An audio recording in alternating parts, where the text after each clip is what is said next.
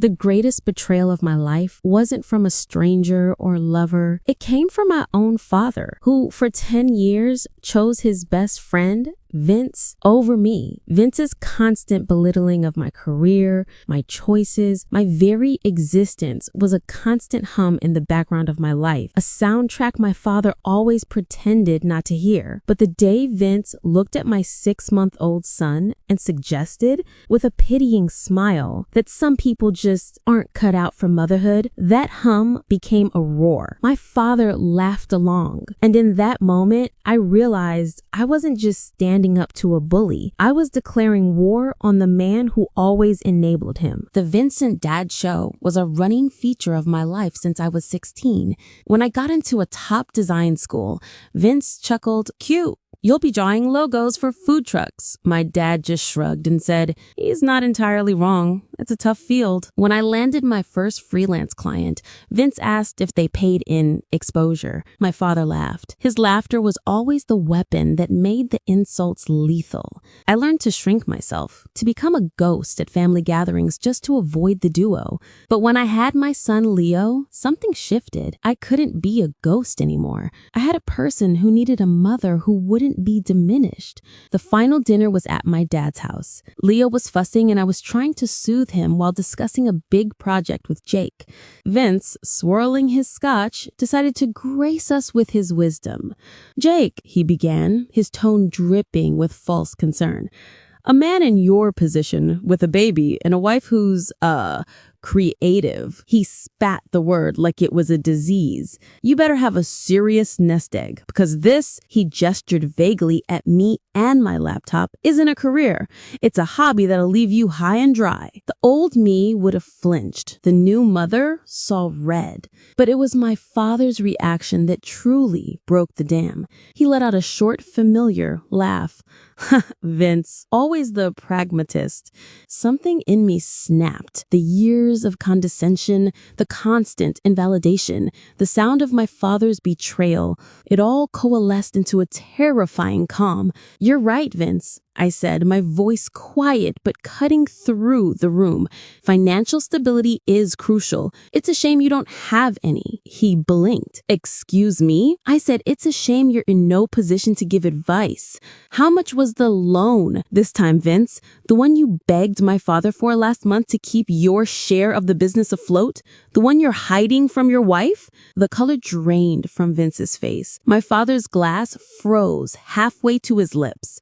"The truth is, Vince," I continued, standing up, my voice rising with every word, "you're not a pragmatist. You're a parasite. You've built your entire identity on belittling others to hide your own failures. You look at my son and see a burden because you can't even handle your own life. So don't you ever, ever speak about my family, my career, or my ability to provide for my child again." The silence that followed was absolute. I picked up Leo, took Jake's hand, and walked out, leaving the shattered pieces of their friendship behind me. The war had begun. The text started before we even pulled out of the driveway. My father's name flashed on my screen, not with concern, but with fury. What the hell was that? "Get back here and apologize to Vince right now." I didn't respond. I focused on the road, my knuckles white on the steering wheel. The real battle was about to begin, and it wasn't with Vince anymore. An hour later, safe in our apartment, I answered his call. His voice was a roar. "Have you lost your mind? Vince was just offering some friendly advice. Why would you humiliate him like that over nothing?" "Friendly advice?" I repeated, my voice dangerously calm. "Tell me, Dad, what exactly did you hear him say?" He faltered. He was talking about finances, about being responsible." "So you didn't hear him imply my career is a worthless hobby that will drive my family into poverty? You didn't hear him suggest I'm a bad mother because I'm a creative?" The silence on his end was deafening. "You were in the kitchen, weren't you? You missed the whole thing. As always. I could hear his ragged breathing. He explained it was a misunderstanding. He's concerned about you. He's concerned about his secret I just exposed. And you're concerned about your friend's wounded pride, not about your daughter, not about your grandson. This ends now. I laid down the new law. I will not be in the same room as Vince again. You can be his friend, but you cannot have us both. If you invite me somewhere, you will tell me if he's coming. If you lie, I will walk out and I will not be coming back. He called me dramatic. He called me unreasonable. But for the first time, I held my ground without screaming. I've been avoiding him for years and you never noticed. This just makes it official. The choice is yours. There was a long, heavy silence. Finally, a grudging, strained fine. It wasn't a victory, but it was a border treaty. The war was far from over, but I had finally claimed my territory. For a few months, the ceasefire held. My father, though distant, respected the boundary. I'd ask, is Vince going to be there? He'd say no, and he wasn't lying. We had strained but peaceful dinners. I started to believe the nightmare was over. I even let myself hope my father was finally seeing the light. That hope was shattered on the night of my biggest professional victory. I just landed a massive contract with the flagship brand in the tech industry. To celebrate, I invited my father and a few close family members to our apartment for a small, intimate party. The air was buzzing with genuine pride. My father even brought a nice bottle of champagne, a silent, unspoken acknowledgement of my success. Then the doorbell rang. It was Vince. He stood there, swaying slightly, the sharp scent of whiskey preceding him. His eyes were glazed, his smile a predatory slash. Heard there was a party for the little artist, he slurred, pushing past me without an invitation. Wouldn't want to miss that. My blood ran cold. I shot a look at my father, whose face was a mask of genuine shock. I swear, Mia, I didn't tell him. Vince weaved through our guests, his voice a loud, obnoxious drone. He zeroed in on my father. Throwing parties for make-believe jobs now, Mike? Should have just bought her a pony, cheaper in the long run. Then he turned his venomous gaze on me, on the framed mock-ups of my project on the wall. So this is the big deal? Pretty colors. Think it'll pay for the kids' college? I was frozen. The old instinct to shrink screaming in my head. But then I looked at my son, Leo, sleeping peacefully in his crib in the corner. This was my home, my sanctuary. Vince, emboldened by the silence, stumbled toward my work desk, his hand reaching out toward my prized Wacom tablet. Let's see what this expensive toy can really do. Don't you touch that. My voice was low, but it cut through the room like a blade. He turned, smirking. Oh, the princess speaks. Got something to say? Get out, Vince. He laughed, a harsh, ugly sound. You can't kick me out.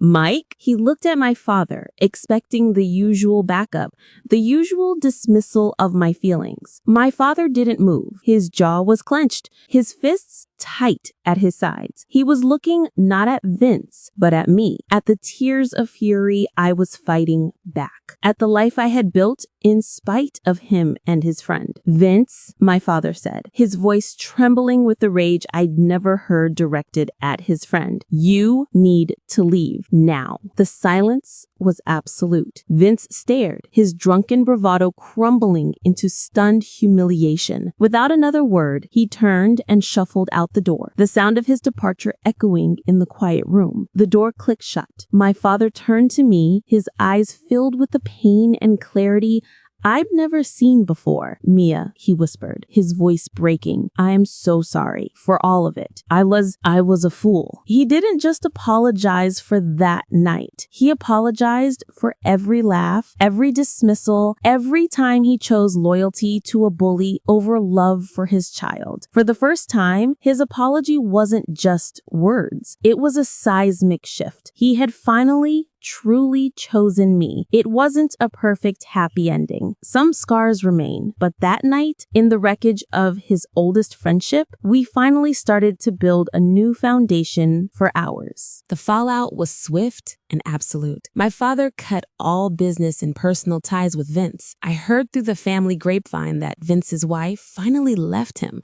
after the truth about the loans came out. The news brought me no joy, only a quiet sense of closure. The chapter was finally over. My relationship with my father didn't magically heal overnight. Trust, once shattered, takes years to rebuild. But he was trying. He started therapy, something I'd begged him to do for years. He began calling me not out of obligation, but to genuinely ask about my work, about Leo, about my life. He learned to listen without offering unsolicited advice or making a joke. Our dinners are different now. They are quieter, more intentional. He looks at me when I speak. He plays with his grandson on the floor, his laughter genuine and unforced. He's become the grandfather I always hoped he could be, present, attentive, and fiercely protective. I won't forget the past. The sting of those years of neglect is a part of me, a reminder of my own strength. But I've made a choice not to let it poison my future. My father is on a journey of becoming a better man, and I've decided to walk beside him, cautiously, but with a heart open to the possibility of forgiveness. The main responsibilities in my life are clear: my son, my fiance, and the career I fought so hard to build. The drama with Vince, as painful as it was, ultimately cleared the path for me to focus on what truly matters